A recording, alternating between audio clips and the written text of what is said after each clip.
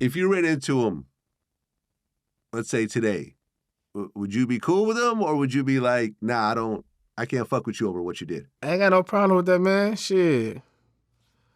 What's up? Shit. That's what he doing. What he on? Like, it won't be no reason, like, to kick it, whatever case may be, like, you know? I ain't no problem with him, though. That's what he doing. What's up? You know what I'm saying? Like, he know me, so I can't act like I don't know the man. Yeah. That'd be weird as hell, like, but as in, like, kicking it and all that shit, like, you know, like, I'm pretty sure if he see me, he'll say what's up and keep it moving, too. It ain't no beef or nothing like that, like, you know what I'm saying? We know each other. He did what he did. He ain't do shit to me. Yeah. Well, I mean, people like to... Go ahead. No, I'm not going to do nothing to him, do nothing shit, fuck I'm doing something to him for, like, make him tell on me, the fuck? Shit. He did what he did. He's standing on it, so. Well, yeah, but I mean, if you really think about it, I think the majority of guys in that life end up cooperating at some point, and a lot of times the cooperation doesn't come out. What the hell you mean? I think a lot of dudes cooperate, man. You know how many Mafia guys I interviewed who all cooperated? This the thing with the Mafia, though. They work with the police off GP. A lot of people don't pay attention to that shit. When they do shit like pay the police to go do something to they opposite, you feel me, they opposite shit, that's fucking with the police. You getting in bed with the police. So if they doing shit like that, you don't think they'll fucking tell? You gotta look at certain shit they do. They look at it as anything we gotta do to get the opposition. Like, they don't live by, I'm gonna say, black community street laws, you feel me?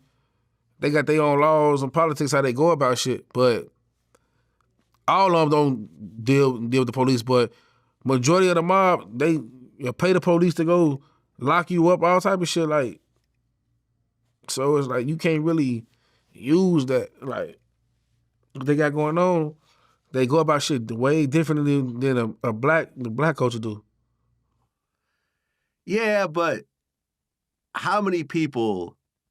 But you're not finna say everybody and then cooperated. You funny as hell. That's basically saying you said everybody a rat. I think when most human beings are facing life in prison, a lot of their morals start to change. Yeah, that's what a lot of people, but you can't say all people. I'm not saying all. I think you just said everybody. I said most. Most. And what's your most? 70, 60%? What? Yeah, 70%. That's fucked up. Not saying you wrong, but not saying you right. That's fucked up, though. Yeah, I mean, I think it comes down to human survival. You know, listen, I've interviewed so many people that are like, yeah, I was going to not say nothing, and I was going to take life in prison. I was going to stand, on all this. And these are black gangsters as well. And then they're like, oh, but then when I heard so-and-so said this or so-and-so threatened my family, then I cooperated against everybody. Brian Glaze Gibbs was a murderer all through New York, killed all types of people, and then cooperated. And now he's out.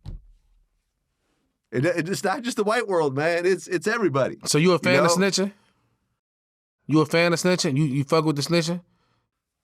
This is how I feel, okay? And Freeway Ricky Ross, I think, really made it clear for me. Freeway Ricky was one of the biggest drug dealers in America. Facts. Right? He was making literally hundreds of millions of dollars in the 80s. Yeah. His own plug turned on him and put him in prison. And at first, he got life in prison. And at first he was angry. He couldn't believe this dude who he broke bread with and everyone became rich off of would do something like that to him. And then one day a light bulb went off and he realized that snitching comes with drug dealing. So instead of getting mad at it, he had to just accept it. And he was illiterate at the time. He learned how to read and he managed to essentially get out of his life sentence by figuring out the case. And I feel that if you're involved in crimes, whatever those crimes are, snitching is just going to come with it. And I've never really interviewed someone who was in that life that's never been snitched on. So you just have to accept that it's part of it. Do I like it? Do I dislike it? It doesn't matter. It's just the reality of that life. And when you go into like the corporate world, you know, the white collar crimes, everyone snitches on each other. Yeah. You know, look what's happening to Trump. How many snitches does Trump have to deal with? He got 100 snitches against him. He just got a felony. 34 felonies over snitches. His own lawyer snitched on him. So that's how I feel. I just feel like if you want to get in that world, just accept that you will get snitched on. You can get mad at it. You can accept it or not accept it. It will happen. Have you ever been snitched on? Yeah. There you go. You just proved my point. But you still... And let me ask you, before you go on, did a white guy or a black guy snitch on you? Both. There you go. You proved my point again. But look, though, you still ain't answered my question. Is you a fan of snitching? Because, you know, they call you the police.